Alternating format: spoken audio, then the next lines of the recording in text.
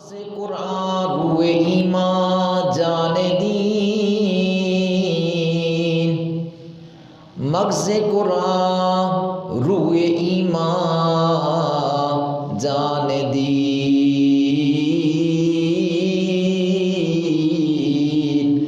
استحب رحمت للعالمین، سے وفاتوں نے تو ہم تیرے ہیں، یہ جہاں چیز ہے کیا لوح قلم تیرے ہیں، محمد کی محبت دین حق کی شرط اول ہے، اگر اسی میں ہو خامی تو سب کچھ نامکمل ہے، یا صاحب الجمال و یا سید البشر من وجهک المنیر لقد نور القمر لا يمكن الثناء كما كان حقه بعد از خدا بزرگ تو ہی قصہ مختصر محمد مصطفیٰ صلی اللہ علیہ وآلہ واصحابہ وبارک وسلم کے حضور کھربوں مرتبہ نذرانہ عقیدت پیش کرنے کے بعد حاضرین محترم، قرآن کریم فرقان حمید سے آیہ کریمہ تلاوت پیش کرنے کا شرف حاصل کیا۔ اللہ جل شانہ کی بارگاہ میں التجا ہے کہ اللہ تعالی حق اور سچ کہنے کی توفیق عطا فرمائے، سن کر سنا کر عمل کرنے کی توفیق عطا فرمائے۔ رمضان المبارک کا آخری جمعۃ المبارک ہے، جمعۃ الوداع، یہ آخری عشرہ بھی پہلے دونوں عشروں کی طرح نہایت ہی فضیلت والا ہے۔ کریم آقا صلی اللہ تعالی علیہ وسلم نے ارشاد فرمایا، اولہ الرحمہ، رمضان مبارک کا پہلا عشرہ رحمت کے ساتھ بھرا ہوا ہے، وَأَوْسَطُهُ الْمَغْفِرَةُ، اور اس کا دوسرا عشرہ مغفرت کے ساتھ بھرا ہوا ہے، اللہ اپنے بندوں کی مغفرت فرماتا ہے۔ اور تیسرے عشرے کے بارے میں فرمایا وَعِتْقٌ مِّنَ النَّارِ، کہ آخری عشرے میں اللہ اپنے بندوں کو جہنم سے آزاد فرما دیتا ہے۔ یعنی رمضان مبارک کا پورا مہینہ دن اور رات، اس کی ایک ایک گھڑی اللہ کی رحمتوں کے ساتھ، اللہ کی برکتوں کے ساتھ، اللہ کے فضل کے ساتھ بھری ہوئی ہے۔ اللہ اپنے بندوں کے اوپر اپنی خاص رحمت کی چادر جو ہے وہ تانے ہوئے ہیں، اور جو ہے گناہ گاروں کی، سیاہ کاروں کی، اور اللہ کے حضور دعا مانگنے والوں کی، عبادت اور ریاضت کرنے والوں کی، قرآن کی تلاوت کرنے والے، تسبیح و تعلیل اور تراویح کی نماز ادا کرنے والوں کے لیے، قرآن پاک کی تلاوت اور اعتکاف بیٹھنے والوں کے لیے، اور ان روزے رکھنے والوں کے لیے، اور ذکر و اذکار، عبادت اور ریاضت کرنے والوں کے لیے اللہ کی رحمت نہایت ہی قریب اور بالکل جو ہے ان کے لیے وسیع ہے، اور ان کی بخشش کے بہانے تلاش کرتی ہے۔ تو یہ عشرہ بھی اپنی منزل مقصود کی طرف رواں دواں ہے، بس جو ہے وہ چند دنوں کی بات ہے، اور اس کے بعد رمضان مبارک ہم سے جدا ہو جائے گا، اس کی جو رحمتیں اور برکتیں اور بہاریں ہیں وہ ہم سے جدا ہو جائیں گی۔ تو اس جو ہے وہ آخری چند جو ہے دنوں میں، ساتوں میں، گھڑیوں میں جو ہے وہ اللہ کی عبادت، ریاضت، ذکر و فکر اور قرآن کی تلاوت اور تسبیح و تعلیل میں یہ گھڑیاں گزاریں، کیونکہ دوبارہ شاید ہاتھ موقع آئے یا نہ آئے، تو اس لیے ان کو غنیمت جانیں۔ تو میرے بیان کا موضوع ہے علوم مصطفیٰ، علم غیب رسول پر۔ ان اللہ عندہ علم الساعہ، کہ بے شک قیامت کا علم اللہ ہی کے پاس ہے، وَيُنَزِّلُ الْغَيْثَ، وہی بارش برساتا ہے، وَيَعْلَمُ مَا فِي الْأَرْحَامِ، اسی کو ہی علم ہے ماؤں کے ارحام میں کیا ہے، وَمَا تَدْرِي نَفْسٌ مَاذَا تَكْسِبُ غَدًا، کوئی نہیں جانتا وہ کل کیا کرے گا، وما تدری نفس بأی ارض تموت، کوئی نہیں جانتا کہ وہ کس جگہ پر مرے گا۔ ان اللہ علیم خبیر، بے شک اللہ بہت جاننے والا ہے اور خبر رکھنے والا ہے۔ سورۃ لقمان پارہ 21 آیت نمبر 34۔ اس آیہ کریمہ میں 5 علوم کا ذکر ہے، جسے علوم خمسہ کہا جاتا ہے، 5 چیزوں کا علم۔ اس آیہ کریمہ میں یہ بیان کیا گیا ہے کہ ان 5 چیزوں کا ذاتی علم صرف اور صرف اللہ کی ذات کو ہی ہے۔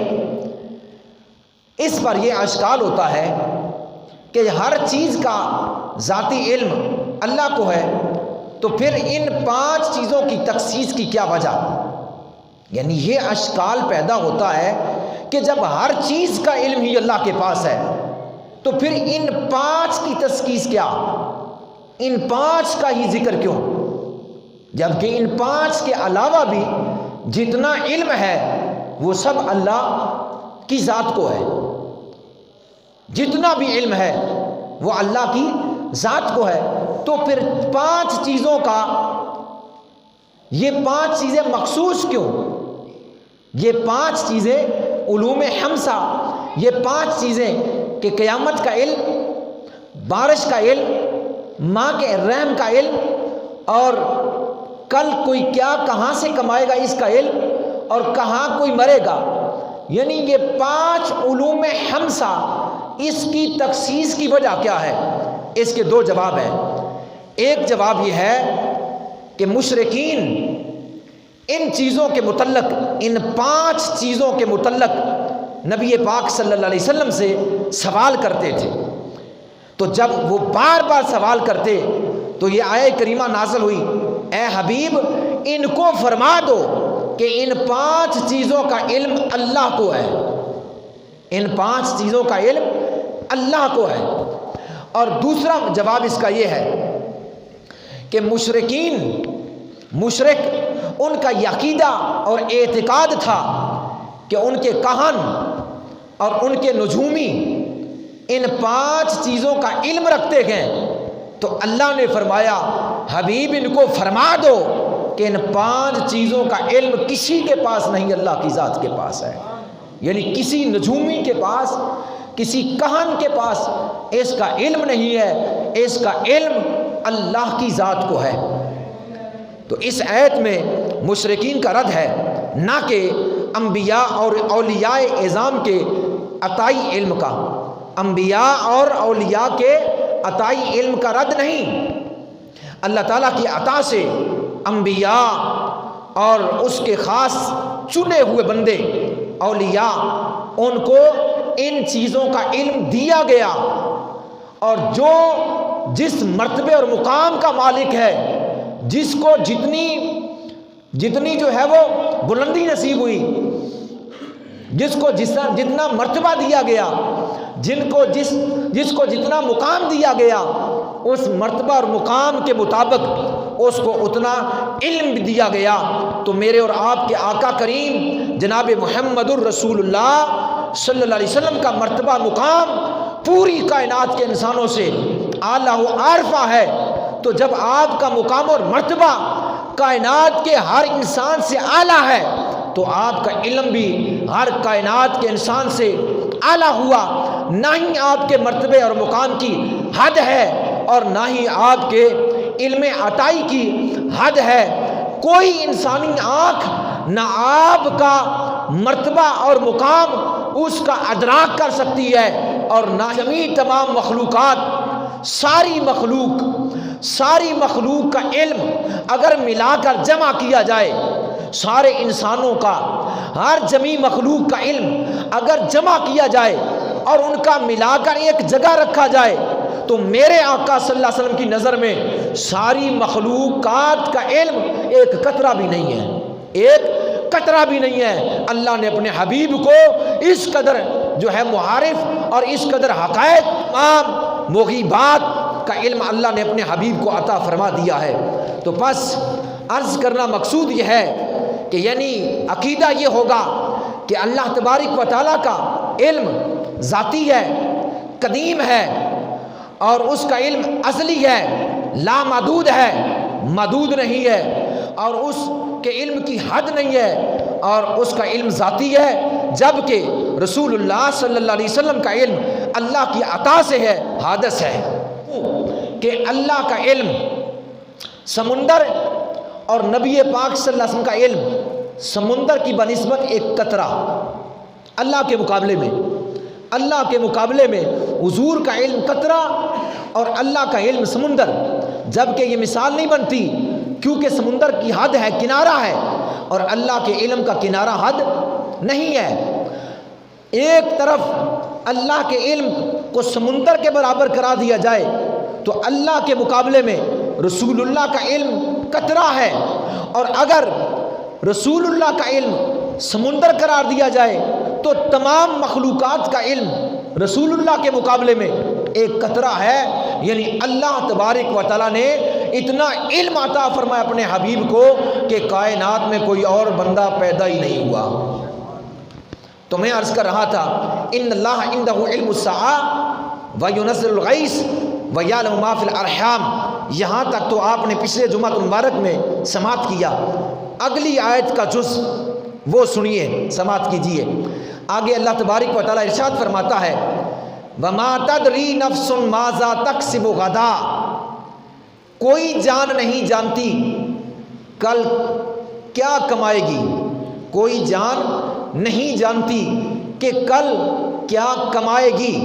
اس آیت کا یہ ترجمہ ہے۔ معلوم یہ ہوا کل اور آئندہ ہونے والے واقعات کا علم ذاتی اللہ کی ذات کے پاس ہے، اس کو کسی نے نہ عطا کیا نہ کسی نے دیا، اس کا اپنا ہے۔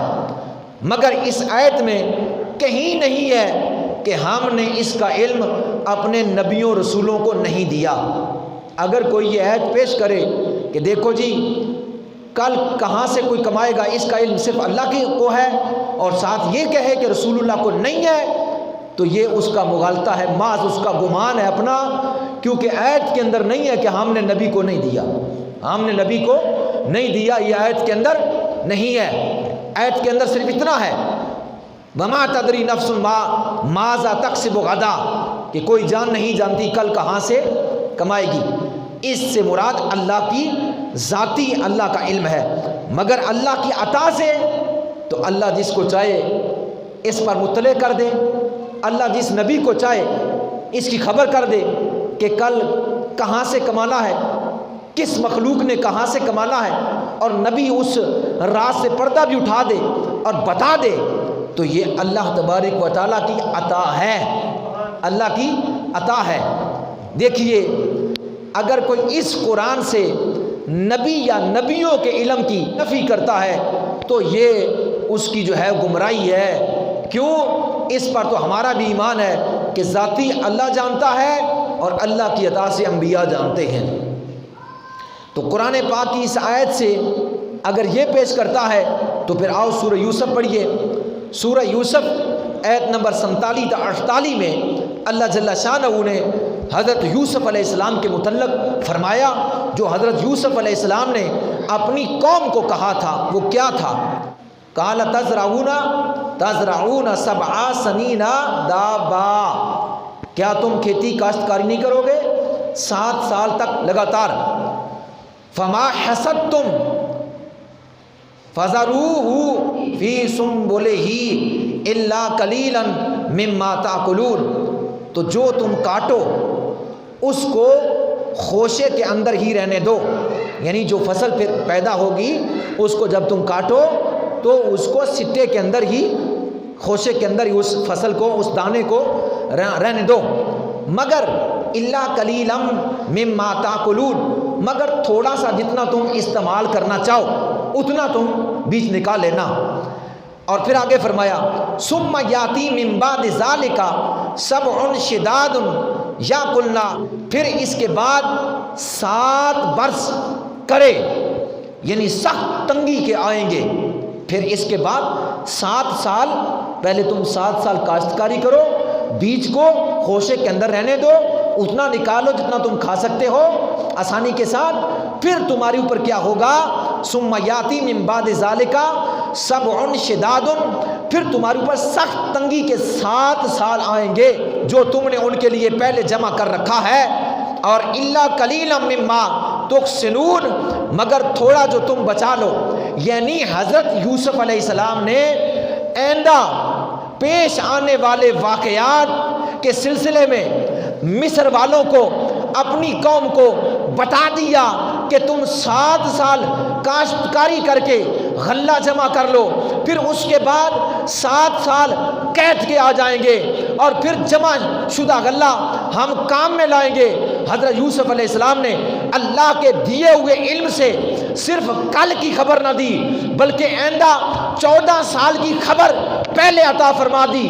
گویا اللہ چاہے، جتنا چاہے، جب چاہے، جس نبی رسول کو چاہے اس غیب کے علم کو عطا فرما دیتا ہے۔ جو اس آیت میں آیا ہے ما تدری نفس ماذا تکسب غدا، کہ کوئی جان نہیں جانتی کل کہاں سے کمائے گی، یہ اللہ کا علم ذاتی ہے۔ لیکن اس سورہ یوسف کی آیات کے اندر یوسف علیہ السلام کا علم اللہ کی عطا سے ہے۔ اللہ نے ان کو بتا دیا کہ آپ اپنی قوم کو کل کی خبر کیا بلکہ 14 سال آئندہ آنے والوں کی خبر ارشاد فرما دیں کہ 7 سال میں کیا ہوگا، پھر 7 سال میں کیا ہوگا، پھر بارش کب برسے گی، کہاں سے کمائیں گے، کہاں خرچ کریں گے، کس طرح 14 سال گزاریں گے۔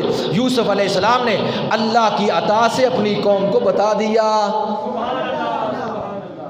اب یہ کوئی آیت پیش کرے کہ اللہ کو ہی خبر ہے تو اس آیت کا انکار کرنا پڑے گا، اور اگر اس آیت کو کا اقرار کر کے اس کا بھی اقرار کر کے علم غیب ایک مانا جائے، قرآن میں تناقض پیدا ہوگا جو محال ہے۔ قرآن میں اختلاف نہیں ہے، کیسے فیصلہ کرنا پڑے گا؟ فیصلہ اس طرح کرنا پڑے گا، اس آیت میں اللہ کا علم ذاتی ہے، اس آیت میں اللہ کا علم عطائی ہے، اللہ کو کسی نے نہیں دیا، پر نبیوں کو اللہ نے دیا ہے، نبیوں کو اللہ نے دیا ہے۔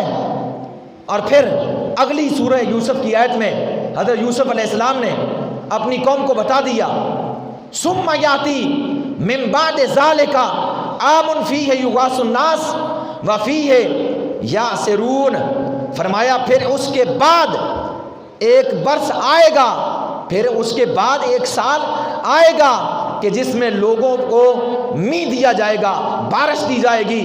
عام فیہ یغاث الناس، تمہارے اوپر بارش برسائی جائے گی، تمہیں بارش دی جائے گی، اور وفیہ یعصرون، اور یوسف علیہ السلام نے فرمایا پھر تم اس سے رس نچوڑیں، یعنی جب وہ بارش والا سال آ جائے تو اس وقت جب بارش برسے تو خوب پھلوں سے رس نچوڑ لینا۔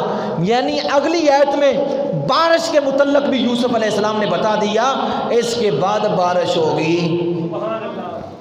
تو معلوم ہوا کہ کل کا علم، کل کہاں سے کمانا ہے، کیسے گزارا کرنا ہے، کیسے خرچ کرنا ہے، اور بارش کب ہوگی، اس کا علم اللہ کو ذاتی ہے، اپنے نبیوں کو عطا فرما دیتا ہے، بتا دیتا ہے۔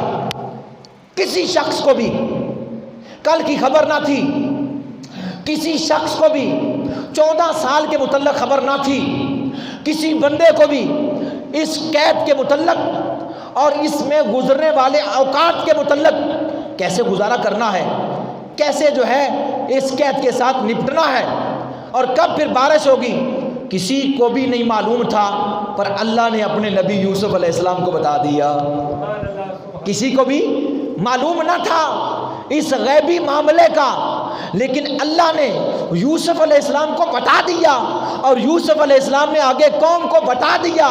اس لیے اللہ قرآن میں فرماتا ہے وَمَا كَانَ اللَّهُ لِيُطْلِعَكُمْ عَلَى الْغَيْبِ وَلَكِنَّ اللَّهَ يَجْتَبِي مِن رُّسُلِهِ مَن يَشَاءُ۔ سورۃ آل عمران میں فرمایا اللہ کی یہ شان نہیں کہ اے عام لوگوں تمہیں اللہ غیب پر مطلع کر دے، اللہ چن لیتا ہے اپنے رسولوں میں سے جس کو چاہے، کسی کو غیب نہیں دیتا۔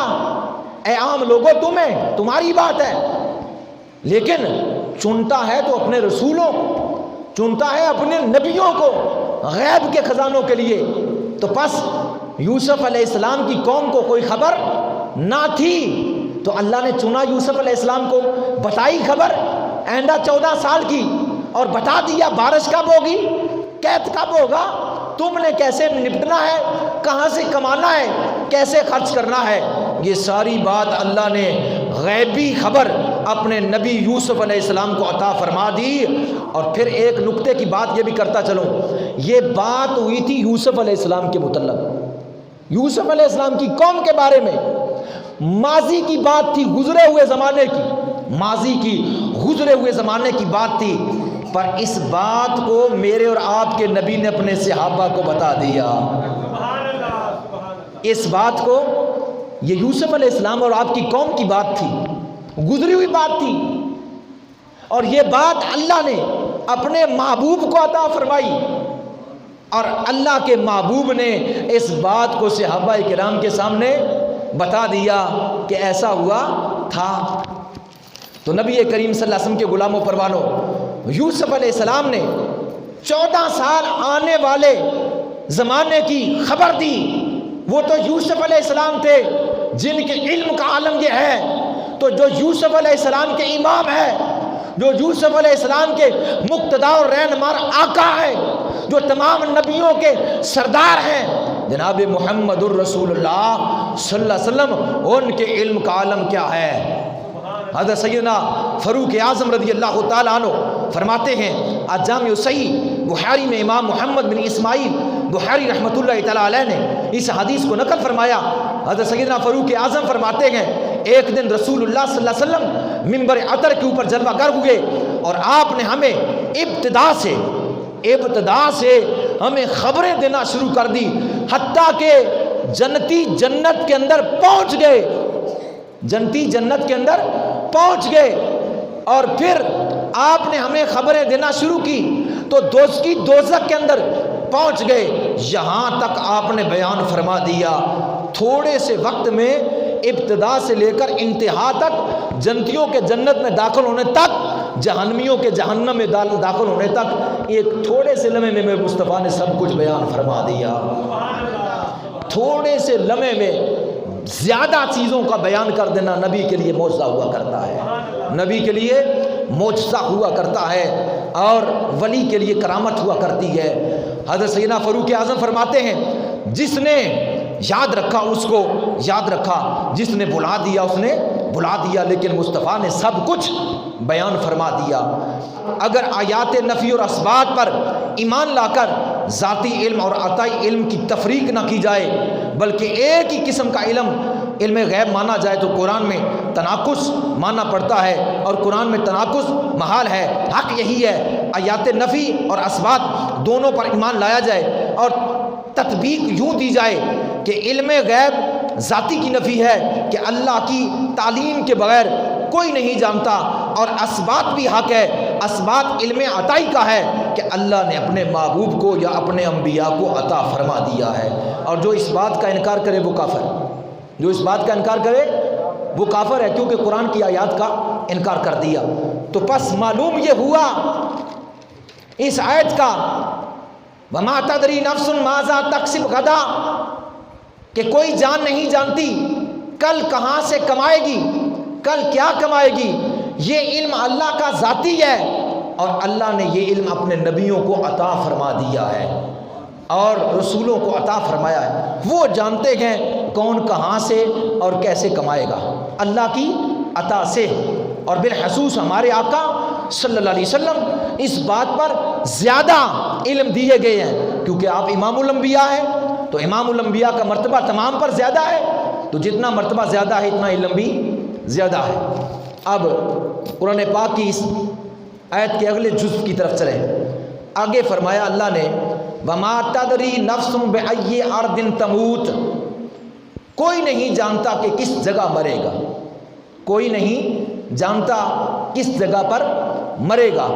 معلوم یہ ہوا کہ کوئی بھی خود بخود نہیں جان سکتا کہ کہاں اس کو موت آئے گی، کہاں وہ مرے گا، لیکن اللہ کی عطا سے اس کے نبی اور اس کے ولی یہ جانتے ہیں، اللہ کی عطا سے۔ اب کوئی یہ آیت پیش کرے کہ وَمَا تَدْرِي نَفْسٌ بِأَيِّ ارض تموت کہ کوئی نہیں جانتا اللہ کے سوا کہ کہاں مرے گا، تو لہٰذا اس کا علم اللہ کو ہے تو رسول اللہ کو نہیں ہے، تو یہ اس کی گمراہی ہے، کیونکہ آیت کے اندر نہیں فرمایا اللہ نے کہ میں نے نبی کو نہیں دیا۔ آیت کے اندر اتنا ہے اللہ جانتا ہے، اللہ جانتا ہے کہ کون کہاں مرے گا۔ اس سے مراد یہ کہاں ہے کہ اللہ نے اپنے نبی کو بتایا ہی نہیں ہے، تو یہ آیت پیش کر کے خود بھی گمراہ ہونا، لوگوں کو بھی گمراہ کرنا، یہ کہاں کا اصول ہے؟ تو لہٰذا آیت کے اندر تو اتنا ہی ہے کہ کوئی نہیں جانتا کہ وہ کس جگہ مرے گا، تو بات تو حقیقت ہے کہ کوئی نہیں جانتا کہ کہاں مرے گا، اللہ کو ہی اس کا علم ہے، لیکن اس بات سے نبی کے علم کا ہرگز نفی نہیں ہے۔ اگر کوئی حضور کے علم کی نفی کرے تو دلیل پیش کرے، وہ دلیل پیش کرے۔ خدا کی عزت کی قسم قرآن پاک میں ایک آیت بھی نہیں ہے جس میں اللہ نے فرمایا ہو کہ ہم نے نبی کو اس بات کا علم نہیں دیا۔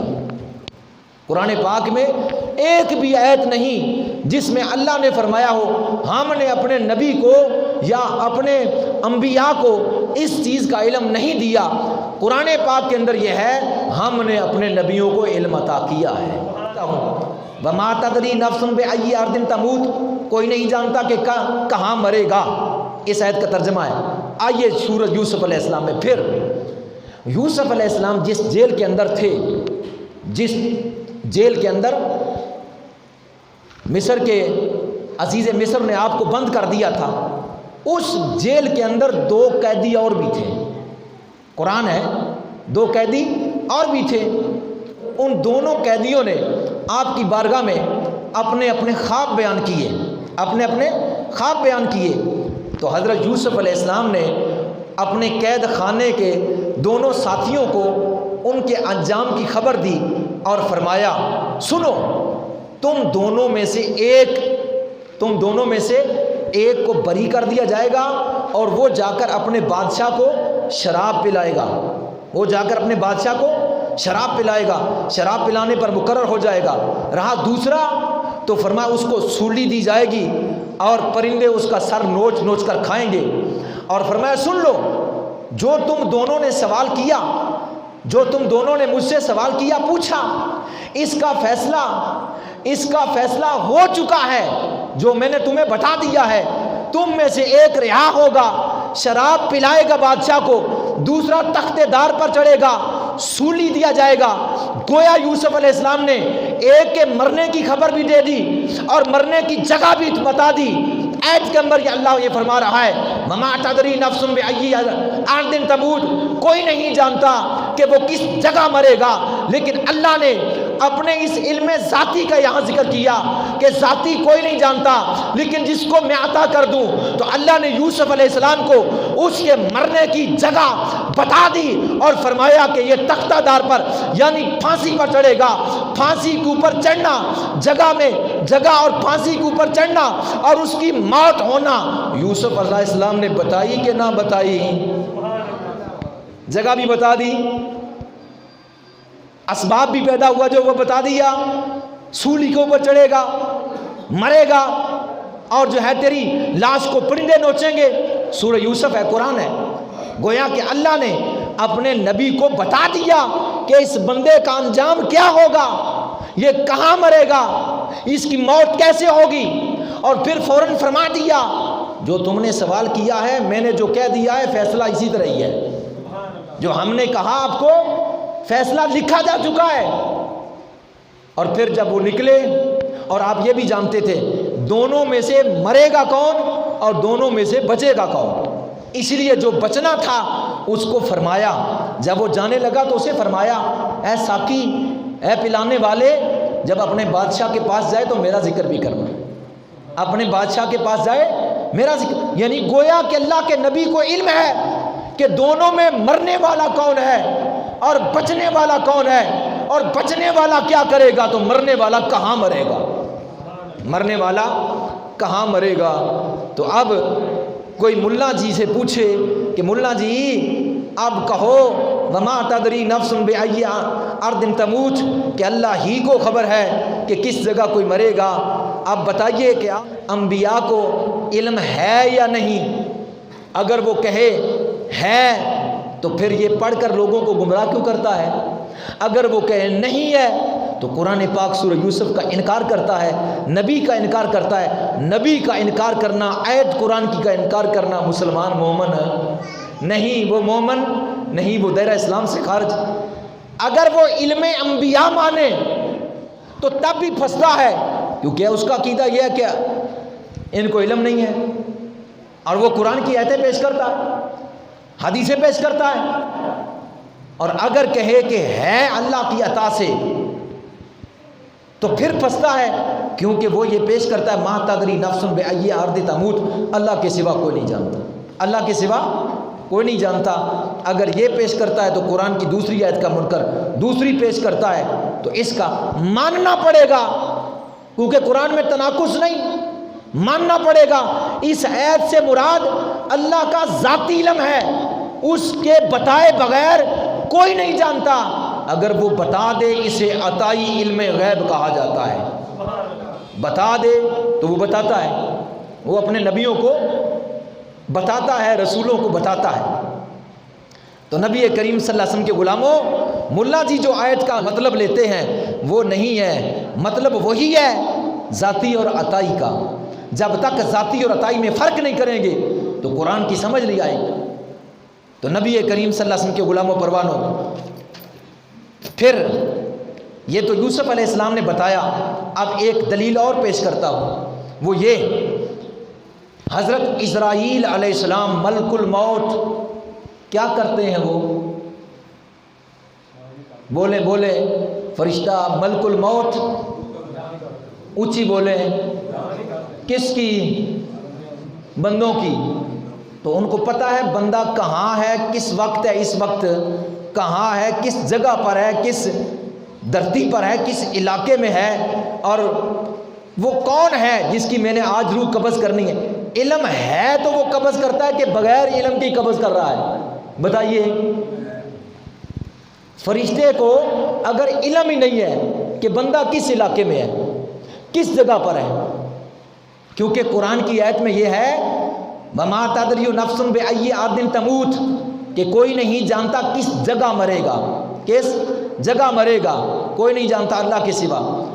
اب یہ علم ذاتی ہے، لیکن اللہ نے اسرائیل علیہ السلام کو علم دیا کہ فلاں بندے نے فلاں وقت فلاں جگہ پر مرنا ہے، تو نے کیا کرنا ہے؟ روح۔ اگر اس کو پتہ ہی نہیں، اگر فرشتے کو پتہ ہی نہیں، نہ بندے کا پتہ ہے مرنے والے کا، نہ جگہ کا پتہ ہے، اچھا اگر اس کو پتہ چل گیا بندے کا، اس کو پتہ ہے کہ اس بندے نے مرنا ہے اور آج مرنا ہے، اس گھڑی میں مرنا ہے، اچھا بندے کی موت کا تو اس کو پتہ چل گیا، تو اگر اسے یہی پتہ نہیں کہ ہے کس جگہ پر، تو کہاں تلاش کرے گا؟ پتہ ہے، اس کو پتہ ہے، اس لیے ایک لمحہ بھی، ایک منٹ بھی نہ اوپر ہونے دیتا ہے، نہ پہلے قبض کرتا ہے نہ بعد میں قبض کرتا ہے۔ معلوم یہ ہوا اسرائیل علیہ السلام کو جس بندے کی روح قبض کرنی ہے اس بندے کا بھی پتہ ہے، اس کے وقت کا بھی پتہ ہے، اوپر نیچے نہیں کرنا، اس وقت میں اس کے سانسوں کے متعلق بھی پتہ ہے، کیونکہ جو سانس بندے نے لینا ہے اس سے پہلے تو نہیں ہوتا کہ اسرائیل اس سے پہلے قبض کر لے۔ سانسوں کا بھی علم، جگہ کا بھی علم، بندے کا بھی علم، اس کی زندگی کا بھی علم۔ اور اسرائیل علیہ السلام کو فقط صرف قصور والوں کا نہیں بلکہ پوری کائنات کے انسانوں کا علم ہے کہ کس کی موت کہاں کس وقت آنی ہے، اس کو بتا دیا گیا، گویا تمام انسان اس کے سامنے ایک تست کی مانند ہے، وہ سب کو جانتا ہے۔ جب اسرائیل علیہ السلام کو بندے کے مرنے کی اور اس کی جگہ کا علم ہے، اللہ نے بتا دیا ہے، تو بتائیے اسرائیل کو پتا ہے تو اسرائیل کے آقا محمد عربی کو نہیں پتا؟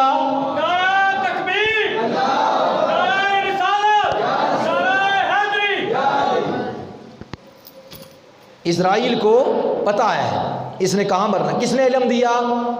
اللہ نے۔ کس نے دیا؟ اللہ نے۔ فرشتے کو علم دیا اللہ نے۔ اسی طرح وہ نبیوں کو علم دیتا ہے۔ فرشتے نبیوں کے غلام ہیں، فرشتے نبیوں کے غلام ہیں۔ جب ان نبیوں کے غلاموں کے علم کا عالم یہ ہے تو نبیوں کے علم کا عالم کیا ہوگا؟ فرشتوں کو تو پتہ ہے کہ کہاں کس نے کہاں مرنا ہے۔ ایک مرتبہ حضرت اسرائیل علیہ السلام ملک الموت حضرت اسرائیل علیہ السلام حضرت سلیمان علیہ السلام کی بارگاہ میں آئے۔ حضرت سلیمان علیہ السلام کی بارگاہ میں جب پہنچے، مجلس لگی ہوئی تھی، وہاں ایک بندہ بیٹھا ہوا تھا، اس کی موت کا وقت آ گیا تھا، اس کی موت کا وقت آ گیا۔ اسرائیل علیہ السلام نے دیکھا اس بندے نے مرنا ہندوستان میں ہے، مرنا ہندوستان میں ہے، اور اس کی موت بھی بالکل آ گئی ہے، وقت بڑا تھوڑا ہے، یہ یہاں بیٹھا ہوا ہے، یہ کب وہاں پہنچے گا؟ یعنی جانے میں دیر لگے گی، موت کا وقت قریب ہے لیکن فاصلہ جانے میں دور ہے۔ تو حضرت اسرائیل علیہ السلام نے گور کر دیکھا، اسے ڈرایا، اس بندے کو ڈرایا۔ جب اسرائیل علیہ السلام نے گور کر دیکھا، وہ بندہ کانپنے لگا، ڈرنے لگا، اور سلیمان علیہ السلام کی بارگاہ میں عرض کرنے لگا، آپ کے ہوا تابع ہے، ہوا کو حکم دیں مجھے جلدی جلدی میرے شہر میں پہنچا دے، مجھے جلدی جلدی میرے شہر میں پہنچا دے۔ حضرت سلیمان علیہ السلام نے ہوا کو حکم دیا، اے ہوا اس کو اٹھا کر ہندوستان کے شہر میں جا کر پہنچا دو۔ ہوا نے اسے اٹھایا اور اس کو اپنے شہر میں پہنچا دیا۔ اسرائیل علیہ السلام کی قدرت تو اس سے زیادہ ہے، طاقت زیادہ ہے، وہ ادھر پہنچنا تھا، انہوں نے جا کر اس کو پکڑا اور مار دیا، اس کو ختم کر دیا۔ اور اس کو مارنے کے بعد سلیمان علیہ السلام کی بارگاہ میں آ گئے، کہنے لگے اس کو میں ڈرا رہا تھا، اس کو میں ڈرا رہا تھا، اور مجھے تعجب ہو رہا تھا کہ مجھے اللہ نے حکم دیا ہے کہ اس بندے کی روح ہندوستان کے فلاں شہر کے اندر قبض کرنی ہے۔ میں نے دیکھا اس کے مرنے کی موت قریب ہے، فاصلہ بڑی دور ہے، یہاں بیٹھا ہوا ہے، مجھے تعجب ہوا کہ اللہ کا حکم وہاں ہے اور یہ یہاں۔ میں نے اس کو ڈرایا، اس نے آپ کی بارگاہ میں عرض کیا، وہ وہاں پہنچا، میں پہلے پہنچا، اس کو مار دیا۔ پتہ ہے یا نہیں اس نے کہاں مرنا ہے؟ کس نے دیا علم؟ اللہ نے۔ کس نے دیا؟ اب ملا جی سے پوچھئے کیا اسرائیل کو بندے کے مرنے کی جگہ کے متعلق پتہ ہے کہ نہیں؟ اگر نہیں پتہ تو روح کیسے قبض کرتا ہے؟ اگر پتہ ہے تو پھر پڑھ، وما تدری نفس بأی ارض تموت، اللہ کو خبر ہے، اس کے بعد کسی کو نہیں۔ انکار کر نبیوں کے علم کا اور فرشتوں کے علم کا، کر انکار۔ اگر نبیوں کے ولیوں کے علم کا انکار کرتا ہے تب بھی آیات قرآنی کا منکر ماننا پڑے گا۔ وہاں ذاتی کی نفی ہے، یہاں عطائی کا اسبات ثبوت ہے۔ اللہ کو کسی نے نہیں دیا، پر نبیوں ولیوں کو اللہ نے دیا، نبیوں ولیوں کو اللہ نے دیا۔ اب ایک اور دلیل پیش کرتا ہوں۔ نبی کریم صلی اللہ علیہ وسلم نے غزوہ بدر میں، اسلام کی جو پہلی اسلام اور کفر کی جنگ ہوئی، مدینہ طیبہ سے تقریباً 160 کلومیٹر، میں نے وہ مقام دیکھا جس جگہ پر جنگ ہوئی، مسلمانوں اور کافروں کی پہلی جنگ۔ 1000 کافر، 313 صحابہ، روزے کے اندر گرمی کی شدت، اللہ نے فتح عطا فرمائی۔ جس دن جہاں لڑنا تھا کافروں کے ساتھ، پہلے ایک دن نبی پاک صلی اللہ علیہ وسلم نے زمین پر، بدر کی زمین پر بیٹھ کر زمین پر لیک لگائی، ایک لگائی، پھر دوسری لگائی، پھر اسی طرح ایک اور لگائی۔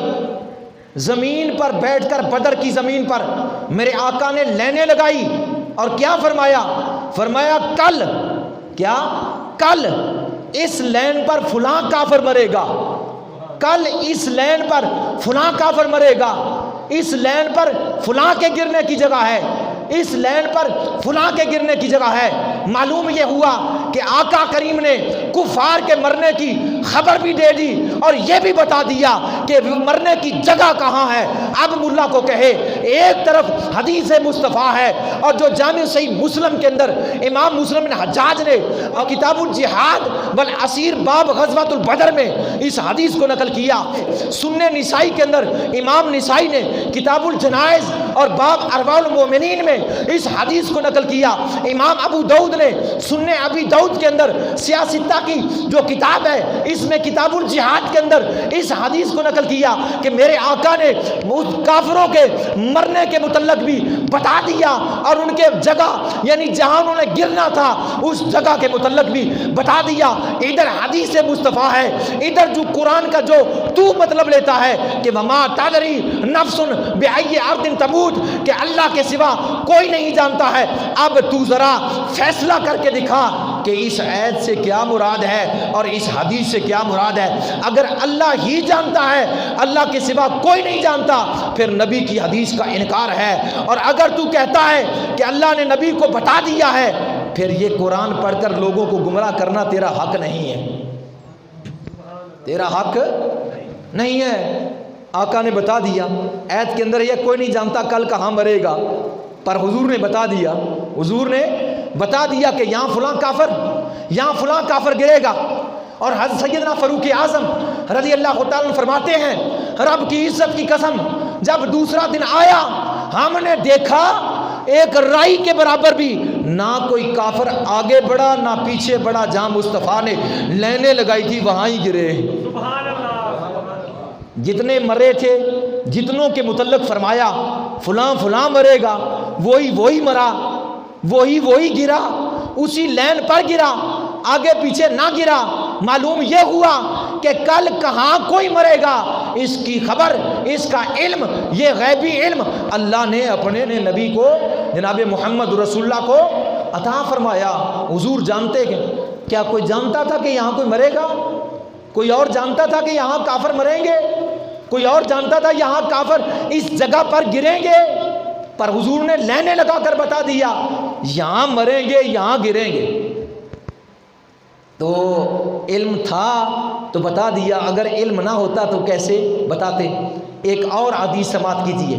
صاحب مشکات نے مشکات المصابی میں اس حدیث کو نقل کیا کہ نبی کریم صلی اللہ علیہ وسلم نے حضرت معاذ رضی اللہ تعالیٰ عنہ کو یمن کی طرف بھیجتے وقت جب وصیتیں فرمائی تو ان کو فرمایا, حضرت معاذ صحابی کو توجہ میری طرف, حضرت معاذ کو اپنے صحابی کو یمن کی طرف رخصت فرماتے ہوئے امام الانبیاء نے فرمایا اے معاذ قریب ہے کہ اس سال کے بعد تیری ملاقات میرے ساتھ نہیں ہوگی. اے معاذ قریب ہے اس سال کے بعد تیری ملاقات میرے ساتھ نہ ہو, شاید تم میری اس قبر اور مسجد کے پر سے گزرو. پر حضرت سعد نے حضور صلی اللہ علیہ وسلم کی محبت میں گھبرا کر رونا شروع کر دیا حضور کی جدائی میں. یعنی گویا حضور علیہ السلام اپنے وصال کرنے کی اور جہاں آپ نے دفن ہونا تھا اس کی خبر اپنے صحابی کو بتا رہے ہیں, تیری میرے ساتھ ملاقات بھی نہیں ہوگی اور تیرا گزر میری مسجد اور میری قبر کے پاس ہوگا. معلوم یہ ہوا حضور کو علم تھا کہ میرا یہ آخری سال ہے, اس کے بعد میرا وصال ہوگا, اور حضور نے یہ بھی بتا دیا ہے کہ میری قبر جو ہے میری مسجد کے پاس ہی بنے گی. جگہ بیان کی نہ کی, جگہ کے بارے میں بتایا کہ نہیں بتایا کہ میری قبر میری مسجد میں اور تیرا گزر ہوگا. ایسے آئے میرے ماں سے ابھی تیرا ان کے پاس سے گزر ہوگا. اپنے وصال کا بھی بتا دیا اور اپنی جگہ دفن ہونے کی وہ بھی بتا دی.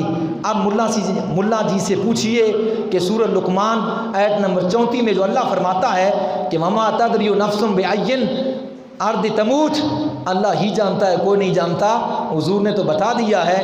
کیا کہتا ہے تو کیا کہتا ہے؟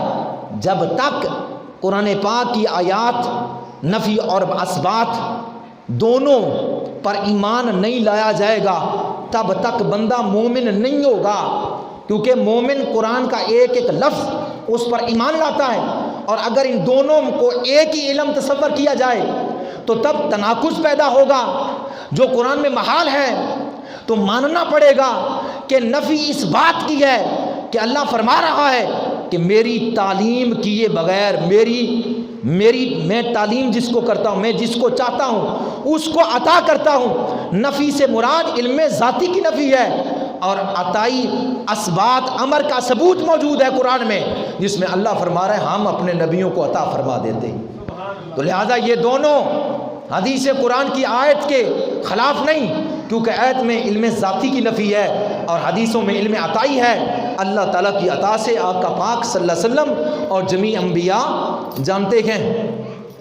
اور رہی بات، اگر بات بات میں ملا غدا کا لفظ بولے اور کہے جی کل کی خبر نہیں، کل کی خبر نہیں، کل کی رٹ لگانے والا سنے، اس کی یہ بھی جناب والا اس کو یہ بھی تھوڑی سی پکی دے دوں کہ کیونکہ وہ کل کی رٹ کہتا ہے، غدا غدا غدا، کل کی خبر نہیں، کل کی خبر نہیں، کل کی خبر نہیں، تو پھر سنے اس حدیث کے اندر لفظ غدا موجود ہے۔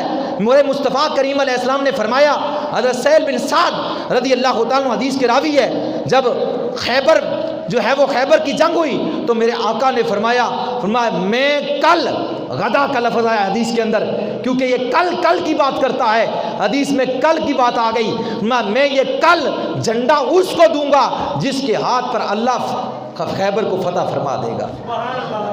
میں کل، غدا، کل یہ جھنڈا اس کو دوں گا جس کے ہاتھ پر اللہ خیبر کو فتح فرما دے گا، اور وہ شخص جس کو میں جھنڈا دوں گا وہ اللہ اس کے رسول سے محبت کرتا ہے اور اللہ اور اس کا رسول بھی اس سے محبت کرتے ہیں۔ ہر شخص دوسرے دن جو ہے وہ اس انتظار میں تھا کہ کریم آقا صلی اللہ علیہ وسلم کس کو بلا کر یہ جھنڈا عنایت فرماتے گئے۔ جب کل آئی تو حضور نے فرمایا علی کہاں ہے؟ صحابہ نے عرض کیا یا رسول اللہ علی کی تو آنکھیں خراب ہیں، فرمایا علی کو بلاؤ۔ جناب مولا کائنات کو بلایا گیا، حضور نے لعاب دان اپنا تھوک مبارک علی کی آنکھوں پر رکھا، فوراً آنکھیں ٹھیک ہو گئی، فرمایا جھنڈا لے جاؤ اور جا کر جو ہے خیبر کے قلعے پر گاڑ دو۔ یہ جھنڈا لے جاؤ اور جا کر خیبر کے قلعے پر گاڑ دو۔ مولا کائنات نے جھنڈا لیا مصطفیٰ سے، جا کر خیبر کے بڑے قلعے پر گاڑ دیا۔ گویا حضور نے دو باتیں بتا دی، ایک کل جھنڈا جس کو دوں گا، کل جھنڈا جس کو دوں گا کہ وہ اللہ اس کے رسول سے محبت کرتا ہے اور اللہ رسول اس سے محبت کرتے گئے، اور ساتھ یہ بھی فرما دیا اس کے ہاتھ پر فتح ہوگی، یہ قلعہ اس کے ہاتھ پر فتح ہوگا۔ اب رہی نا پھکی دے دی میں نے، اب پانی خود پی لے ٹوٹیوں سے، تو کہتا ہے کل کی خبر نہیں، تو فرمایا کل جھنڈا اس کو دوں گا۔ آئی بات کل کی غدا، کہتا جی دیکھو جی کل کی خبر نہیں، غدا، غدا کا لفظ بول پر اس آئے حدیث میں غدا کا لفظ، کل جھنڈا اس کو دوں گا جس کے ہاتھ پر فتح ہوگی۔ ایمان والے کو تو اشارہ کافی ہے، بے ایمان کو جو ہے وہ جو مرضی کریں اس نے جو ہے ماننا ہی نہیں۔ اے گروہ منافقین، تم قرآن سے ایک آیت بھی پیش کرو جس میں اللہ نے فرمایا ہو صاف لفظوں میں کہ میں نے اپنے نبی کو یا فلان نبی کو میں نے علم نہیں دیا۔ صاف لفظوں میں ایک آیت پیش کرو جس میں اللہ نے فرمایا ہو میں نے اپنے کسی نبی کو علم نہیں دیا۔ اگر تم نہیں پیش کر سکتے، اور یقیناً نہیں پیش کر سکتے کیونکہ قرآن میں الف لام میم سے لے کر والناس تک ایک آیت بھی نہیں ہے جس میں اللہ نے فرمایا ہو کہ میں نے اپنے نبی کو علم غیب نہیں دیا، میں نے اپنے نبی کو علم غیب نہیں دیا، ایک آیت بھی نہیں ہے۔ تو آؤ میں پیش کرتا ہوں کہ اللہ نے یہ فرمایا کہ ہم نے اپنے نبیوں کو، ہم نے اپنے رسولوں کو علم غیب کے خزانوں پر مطلع کیا ہے۔ اللہ قرآن میں فرماتا ہے سورۃ الجن، اللہ فرماتا آیت نمبر 26، اللہ فرماتا عالم الغیب فلا یظہر علی غیبہ احدا الا من ارتضی من رسول، یعنی اللہ غیب کا جاننے والا ہے، وہ اپنے غیب پر کسی کو مسلط نہیں کرتا، لیکن الا من ارتضی من رسول، اپنے پسندیدہ رسولوں میں سے جس کو چاہتا ہے بتا دیا۔ آگے فرمایا اللہ نے قرآن پاک کی آیت میں سورہ آل عمران آیت 179، اللہ فرماتا ہے وما کان اللہ لیطلعکم علی الغیب ولکن اللہ یجتبی من رسلہ من یشاء، کہ اے عام لوگوں اللہ کی یہ شان نہیں کہ تمہیں غیب پر مطلع کر دے، اللہ نے اپنے غیب کو بتانے کے لیے اپنے رسولوں کو چنا ہوا ہے۔ تیسری قرآن پاک کی آیت میں اللہ فرماتا ہے سورۃ النساء آیت نمبر 113، اللہ فرماتا ہے وَعَلَّمَكَ مَا لَمْ تَكُنْ تَعْلَمْ وَكَانَ فَضْلُ اللَّهِ عَلَيْكَ عَظِيمًا، اور اللہ نے سکھا دیا آپ کو جو آپ نہیں جانتے تھے، آپ کے اوپر آپ کے رب کا بڑا ہی فضل ہے۔ اور پانچویں آیت اللہ قرآن میں فرماتا ہے سورہ الرحمن، اللہ فرماتا ہے الرحمن علم القرآن خلق الانسان علمہ البیان، رحمان نے اپنے محبوب کو قرآن سکھا دیا، رحمان نے اپنے محبوب کو قرآن سکھا دیا اور پیدا کیا انسانیت کی جان جناب محمد الرسول اللہ صلی اللہ علیہ وسلم کو، وعلمہ البیان، اور اس کو سکھا دیا ما کان وما یکون کا علم، یعنی جو کچھ ہوا اور جو کچھ ہو چکا تھا اس کا علم اللہ نے اپنے محبوب کو جو ہے سکھا دیا، سکھایا رب نے ہے اور اپنے محبوب کو سکھایا ہے، ما کان وما یکون کا علم عطا کیا ہے، اور آگے فرمایا ہے کہ کیا کچھ سکھایا ہے، فرمایا نزلنا علیک الکتاب تبیانا لکل شیء، فرمایا ہم نے قرآن پاک آپ پر نازل کیا ہے اور اس میں ہر چیز کا بیان موجود ہے۔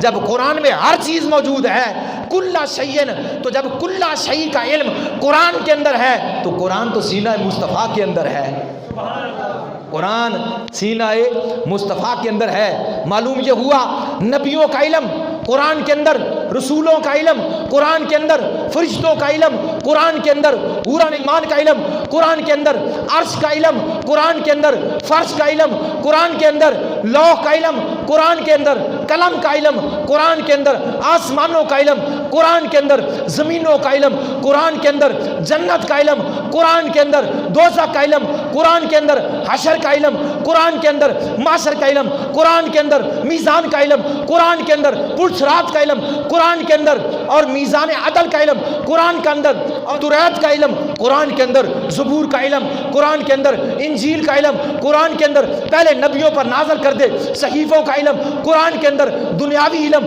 قرآن کے اندر، دینی علم قرآن کے اندر، ظاہر کا علم قرآن کے اندر، باطن کا علم بھی قرآن کے اندر، حشر کا علم بھی قرآن کے اندر، حیات کا علم بھی قرآن کے اندر، ممات کا علم بھی قرآن کے اندر، اور جو ہے ولایت کا علم بھی قرآن کے اندر، تصوف کا علم بھی قرآن کے اندر۔ جب ہر چیز تبیان لکل قرآن کے اندر ہے تو قرآن کہاں ہے؟ قرآن سینہ مصطفیٰ کے اندر ہے۔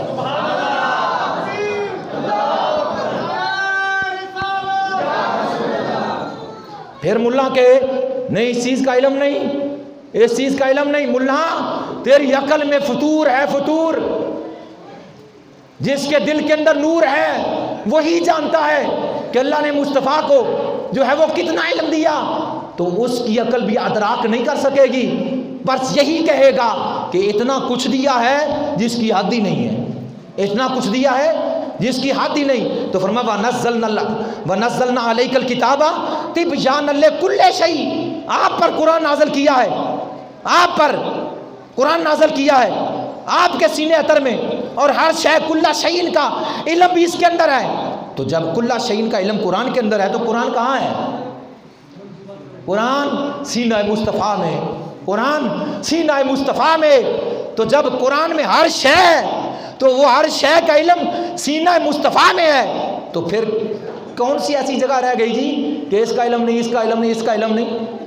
اگر کو کہے اس کا علم نہیں تو تو پھر ثابت کر کہ قرآن میں اس کا علم نہیں۔ جب اس کا علم قرآن میں ثابت نہیں تب بھی نفی ہوگی مصطفیٰ کریم علیہ۔ تو اللہ فرما رہا ہے کہ کوئی ایسی شے نہیں کہ جس کا علم میں نے قرآن کے اندر نہ رکھا ہو، حتیٰ کہ فرما دیا زمین کی تہ کے نیچے دانے جو ہیں ان کا علم بھی میں نے قرآن کے اندر رکھا ہے۔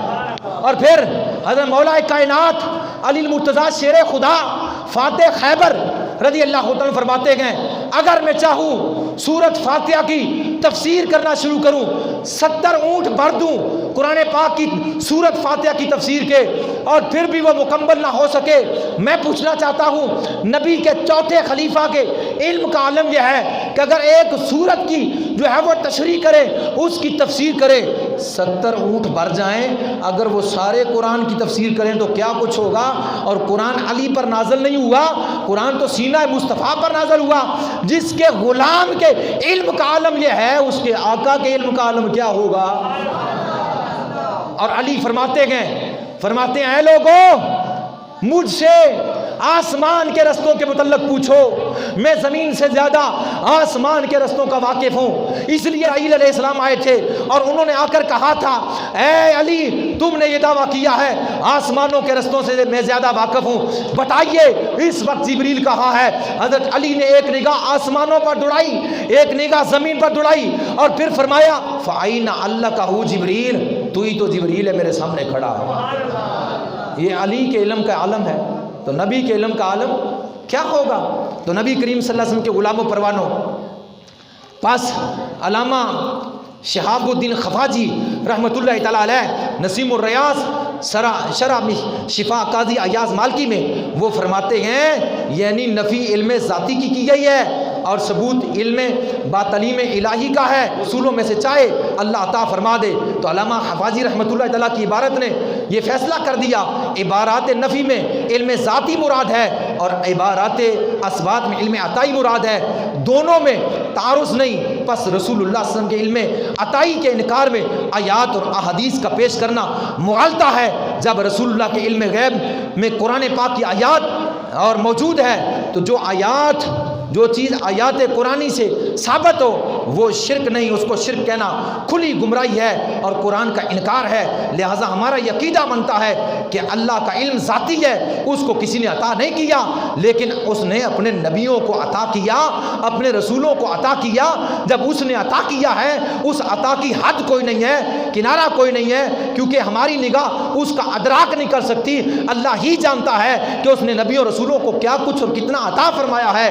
تو لہٰذا ہمارا عقیدہ یہ بھی ہوا کہ اللہ تبارک و تعالیٰ نے اپنے محبوب کو جمیع تمام مخلوقات سے زیادہ علم دیا اور علم کلی دیا، کیونکہ علم کلی قرآن میں موجود ہے اور جو علم کلی قرآن لوح محفوظ میں موجود ہے وہی شہ سینہ مصطفیٰ میں موجود ہے۔ اس لیے ہم کہتے ہیں کہ ہمارے نبی کو اللہ نے ما کانا و ما یکون کا علم دیا، جو کچھ ہو گیا جو کچھ ہوگا اس کا علم دیا، اس کا علم دیا۔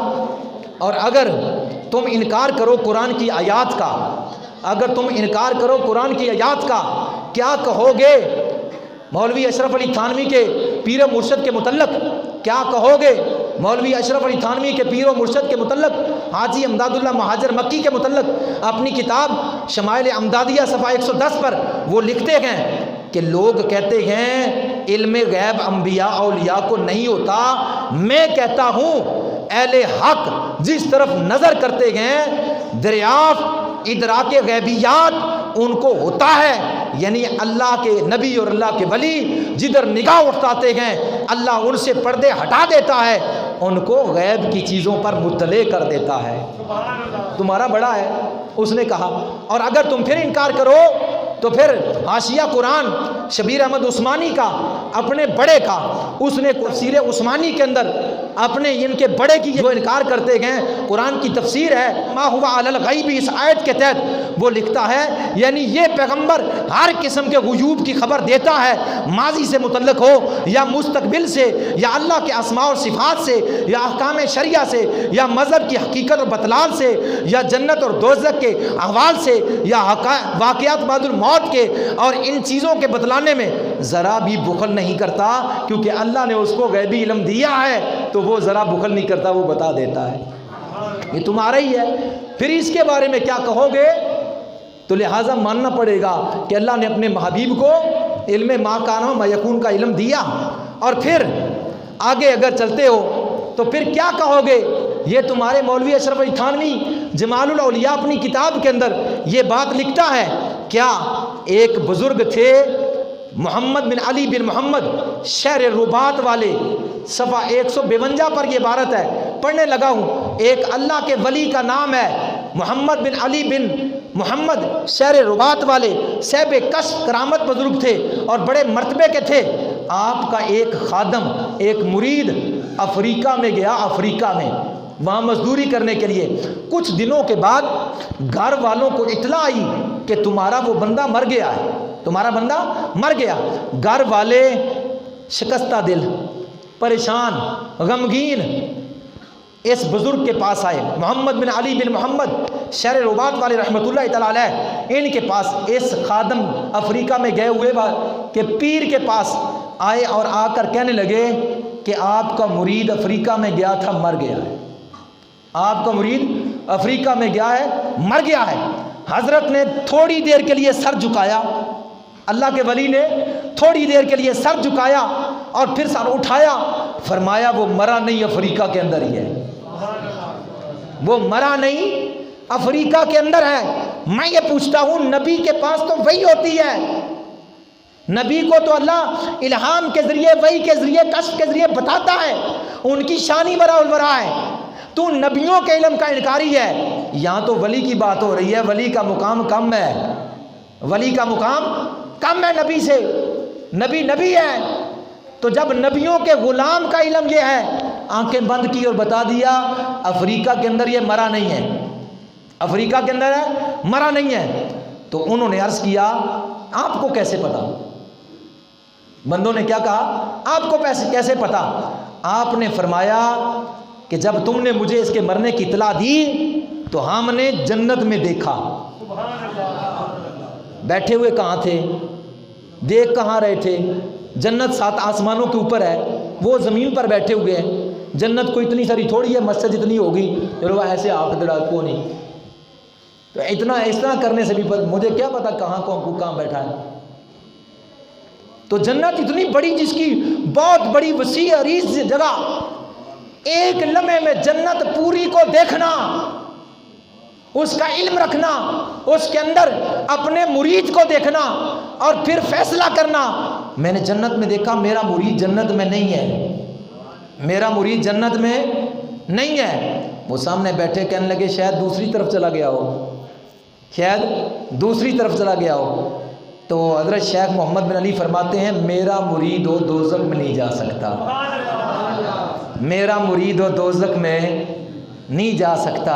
یہ تو خبریں اللہ کے ولیوں کو ہیں، بیٹھے زمین پر ہیں، جنت کے اندر تمام لوگوں میں اپنے مرید پر نظر ہے اور دیکھ سکتے ہیں، اور دوزخ کو بھی دیکھ ہیں۔ یہ بھی بتا دیا مرا بھی نہیں ہے بھی زندہ ہے، اور یہ بات بھی تمہارے بڑے نے لکھی ہے، اور کتاب صفحہ نمبر 152 تا 53 پر یہ بات لفظ بلفظ جو میں نے بیان کی اسی طرح موجود ہے۔ جب یہ ولی کے علم کا عالم ہے، وہ جانتا ہے اپنے مرید کے انجام کے متعلق، تو نبی کے متعلق تیرا کیا کیا؟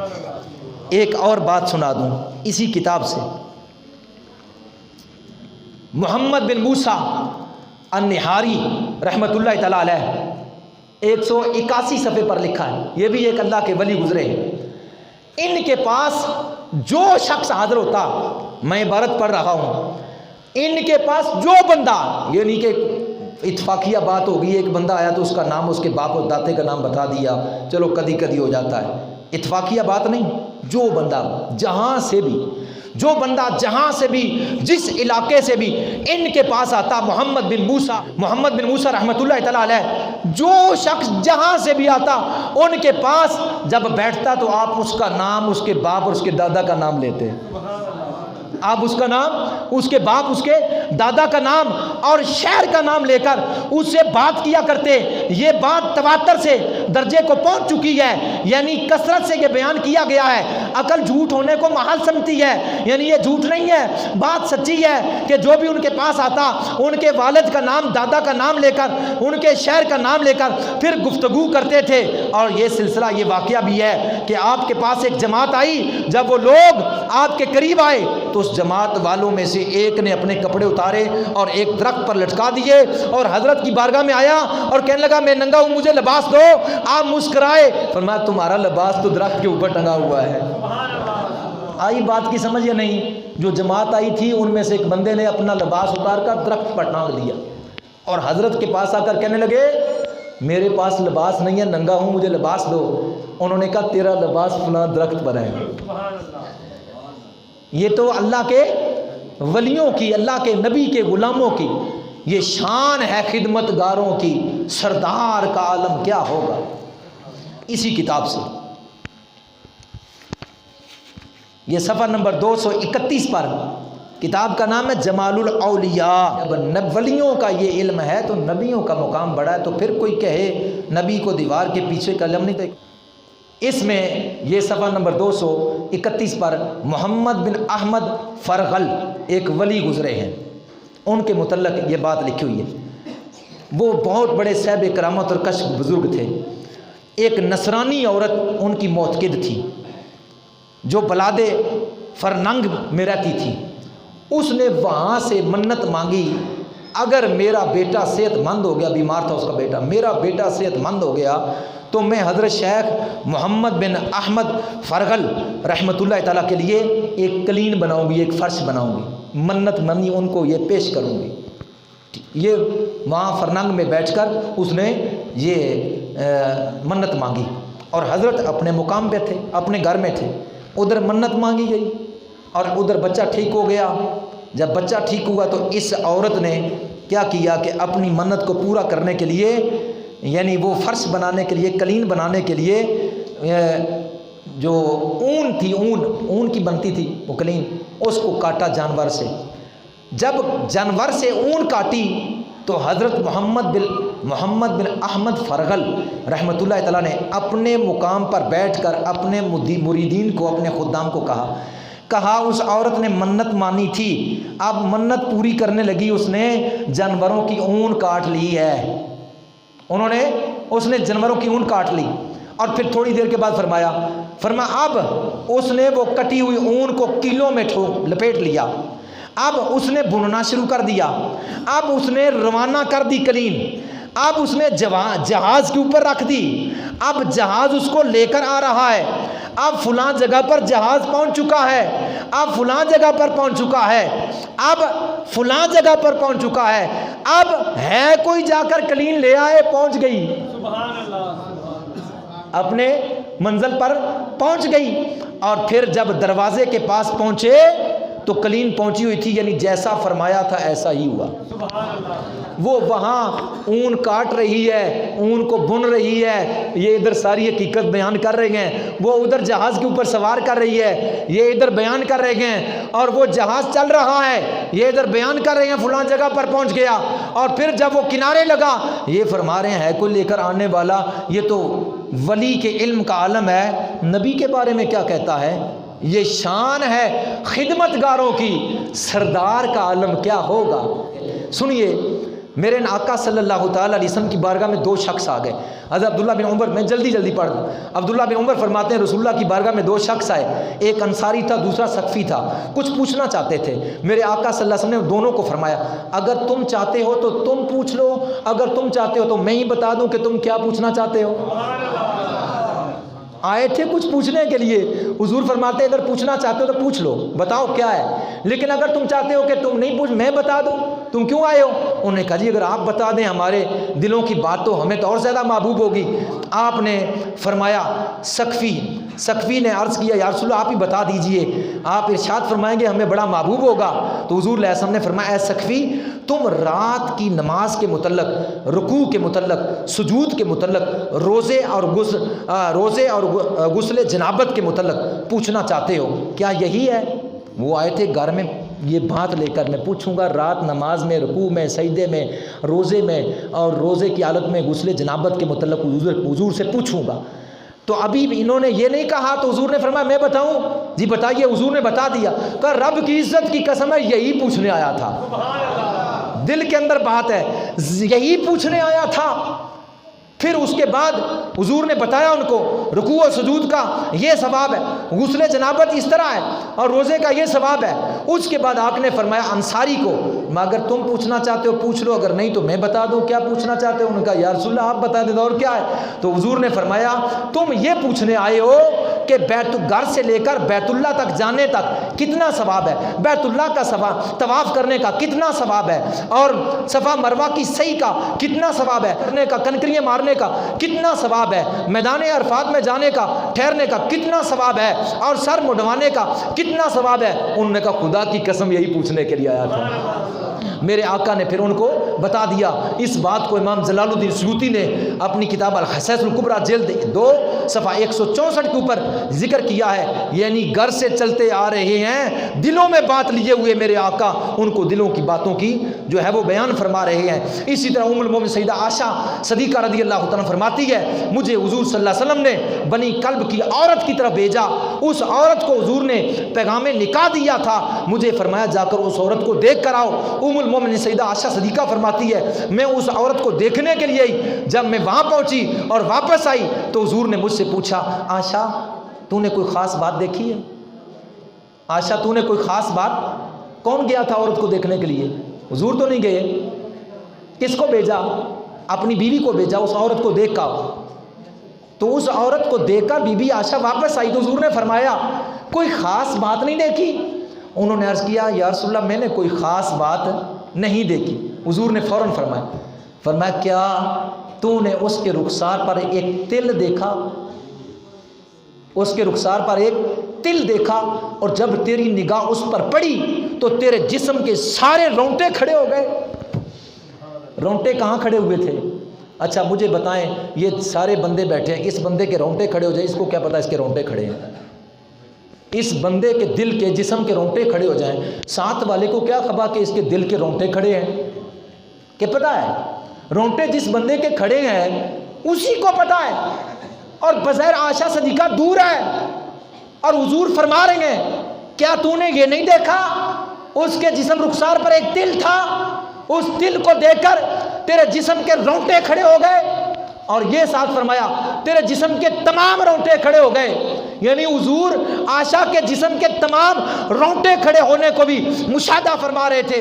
ام المومن سیدہ عائشہ صدیقہ رضی اللہ تعالیٰ فرماتی ہے میں نے عرض کیا یا رسول اللہ آپ پر کوئی بات پوشیدہ نہیں، کوئی کتنا ہی چھپا لے اللہ آپ کو بتا دیتا ہے، کوئی کتنا چھپا لے اللہ آپ کو بتا دیتا ہے۔ اس بات کو بھی امام جلال الدین سیوطی نے جلد 2 الخصائص الکبریٰ صفحہ 173 کے اوپر اس بات کو نقل فرمایا ہے۔ معلوم یہ ہوا کہ وہاں اس مقام پر بی بی عائشہ کے رونٹے کھڑے ہونا بھی حضور سے پوشیدہ نہیں ہے۔ اب آیت مکمل ہو گئی کہ اللہ تعالیٰ فرماتا ہے ان اللہ عنده علم الساعة وينزل الغیث ويعلم ما في الارحام وما تدری نفس ماذا تکسب غدا وما تدری نفس بأي ارض تموت ان اللہ علیم خبیر، کہ بے شک قیامت کا علم اللہ کے پاس ہے، بارش برساتا ہے اس کا علم اللہ کے پاس ہے، وہی جانتا ہے ماؤں کے پیٹوں میں کیا ہے، وہی جانتا ہے کل کیا کرے گا اور کہاں سے کمائے گا، وہی جانتا ہے کون جان کہاں مرے گی، ان اللہ علیم خبیر، بے شک اللہ بہت جاننے والا اور خبر رکھنے والا ہے۔ معلوم یہ ہوا سورت لقمان کی اس آیت نمبر 34 پارہ 21 میں اس آیت سے مراد اللہ کا علم ذاتی ہے، لیکن اس آیت میں کہیں بھی ثابت نہیں ہے کہ اللہ نے اپنے نبی کو ان چیزوں کا علم عطا نہیں کیا، اللہ نے اپنے محبوب کو ان چیزوں کا علم عطا کیا ہے، کیونکہ آیت کے آخر میں یہ الفاظ ہیں ان اللہ، بے شک اللہ علیم خبیر، اللہ علم والا ہے اور خبیر بتانے والا ہے۔ خبیر بمعنی مخبر ہے، اللہ بتانے والا ہے تو اللہ نے کس کو بتایا؟ اگر اپنے نبی کو نہیں بتایا تو پھر کس کو بتایا؟ اللہ علم والا ہے اور بتانے والا ہے، خبیر بمعنی مخبر ہے، اللہ جو ہے وہ علم والا ہے، بہت زیادہ علم والا ہے اور اللہ بتانے والا ہے۔ تو پس اس آیت سے 2 جمعوں کے اندر میں نے اس آیت سے جتنے منکرین کے اعتراضات تھے میں نے ان سے جو ہے وہ ان کو جو ہے دفع کیا، اور قرآن کریم کے اندر سے ہی اور احادیث سیدہ سے اس کا جواب دیا۔ تو نتیجہ یہ نکلا کہ اللہ عالم الغیب ہے اور حضور محمد رسول اللہ مطلع الغیب ہے۔ اللہ عالم الغیب ہے اور حضور امام الانبیاء مطلع الغیب ہے۔ اللہ علم والا ہے اور ذاتی جاننے والا ہے، مصطفیٰ اللہ کی عطا سے جاننے والے ہیں۔ اس لیے اعلیٰ حضرت فرماتے ہیں اور کوئی غیب کیا تم سے نہا ہو بلا، جب نہ خدا ہی چھپا تم پہ کروڑوں درود، سر عرش پر ہے تیری گزر، دل فرش پر ہے تیری نظر، ملکوت و ملک میں کوئی شے نہیں جو تجھ پہ عیاں نہیں۔ یہ 12 جمعۃ المبارک میں نے آپ کے علم غیب پر آپ کے سامنے پڑھائے، اور یہ نہیں کہ اب علم غیب کا موضوع ختم ہو گیا ہے، یہ کئی اور 12 لگ جائیں، یہ کئی اور 12 لفظ ہیں حضور کے علم غیب پر، میں نے تو ابھی کچھ بھی نہیں بیان کیا علم غیب پر۔ 12 ربیع الاول شریف کی نسبت سے، حضور کی 12ویں کی پیدائش کی وجہ سے ان 12 جمعوں کو اپنی پاک اور مقدس بارگاہ میں قبول فرمائے، آمین وما علیہ۔